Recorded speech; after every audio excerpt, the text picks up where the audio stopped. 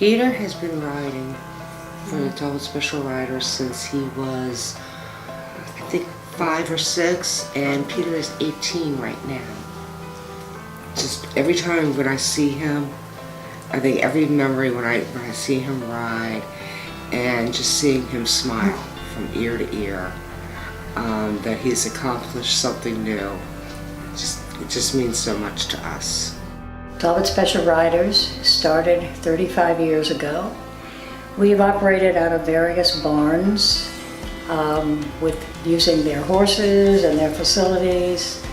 And now, a giant leap of faith, we have hired Kim Hopkins as our first executive director and moved our whole business to her farm.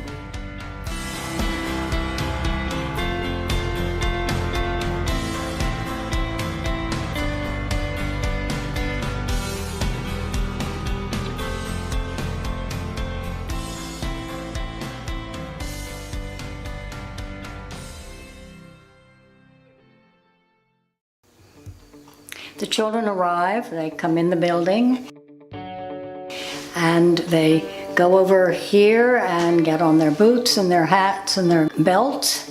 And when they're ready to ride, they go out of the building and over to the ring where the horses are waiting for them.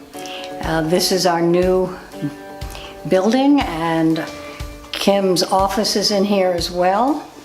Well, I'm Kim Hopkins. I am the new Executive Director of Talbot Special Riders, an organization I am extremely proud to be a larger part of, and very excited to be able to help with expanding the programs and suit more of the needs of the folks in the community. You're now in my office. It is also going to double as the physical therapy office. Over here we have our toy cabinet, which our physical therapist, our occupational therapist, uses those toys, as well as I will use it for the therapeutic riding sessions. There's always a need for more items as we get riders in who have specific needs, whether it's to improve range of motion, sequencing, etc. Also, if you look at this sad, empty area in the office, that is where we hope to have our physical therapy table.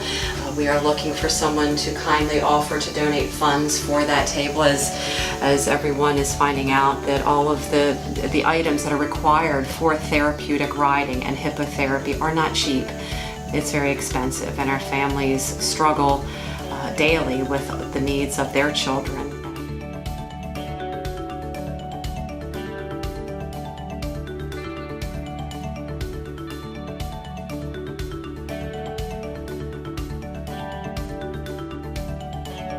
Bucky is our mechanical horse. The children can get on him if they're afraid of getting on the real horse. And he can be plugged in, and he does move. And he was built for us as an Eagle Scout project for the brother of one of our riders. Volunteers are the heart of this organization. Up until now, we have had 2 paid instructors and a paid therapist. We now have an executive director, and everything else is volunteer driven. So we need lots of volunteers. We have horse leaders, and they do need to be experienced with horses, but the sidewalkers do not. All they have is a love of helping other people. We cannot put a child or an adult on a horse without 3 volunteers. A horse leader and a sidewalker on each side. If we didn't have volunteers, we could not run this operation. For Talbot Special Riders, I am what they call a sidewalker, and my primary job is to help keep the rider on the horse and then to give them corrections as they need.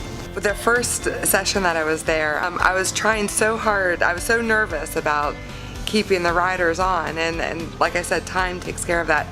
But I remember that I thought the rider was going to fall off, and then the horse stepped back and stepped on my foot, and it was pretty crushed, and it was black and blue, but it felt really good to know that the rider was safe, and that was that me being there was actually for a reason. You love seeing the volunteers, don't you?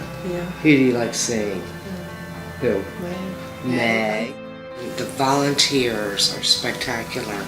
I used to volunteer years and years ago, and I became very connected with some of the children, actually all the children, the horses. I'm very thankful that we do have special riders. The community comes together. There's a lot of people who simply volunteer their time and they commit to going every fall and every spring for something that's outside of their needs, so it's people who are just really saying, I've got a need to help and the time to help, and so it makes programs like that run, and that can't be done without the volunteers.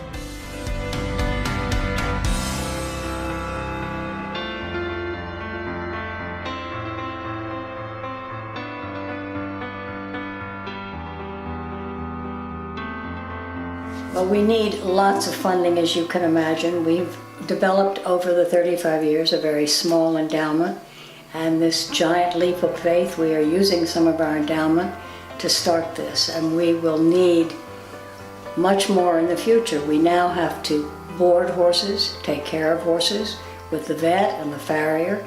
We need to buy our own tack, maintain our tack, maintain our buildings, pay our executive director and our therapist, and we need all sorts of funds for all of this. So any help that anyone can give us, great or small, is greatly appreciated. The riders gain self-confidence, self-esteem, as well as physical activities. If you ask a special needs person to do 3 things, touch your nose, touch your belly button, touch your knee, they're going to touch their knee. So if they go to a Walmart, for example, and they say, get the broom, get the dustpan, and sweep up the floor, they're going to sweep up the floor and not get the dustpan. So what we teach them through exercises is go to A in the ring and do a circle, go to B and stop. If they learn to do those 3 things, then they can get a job. Our idea with all of this is for these children and adults to be able to find a productive place in our society. It gives them confidence on the horse. It gives them a power of ownership and responsibility that the riders may not encounter in other parts of their lives. If you're on a horse that weighs 1,000 pounds and you're in command of that, I think that it's really empowering for those riders. The children, they have a bond with the horses. And just to see them, it gives them that confidence. They trust each other. Who is your favorite horse? Fritz. So this is what Talbot Special Riders is all about. We accentuate their abilities, not their disabilities. Why do you love Special Riders?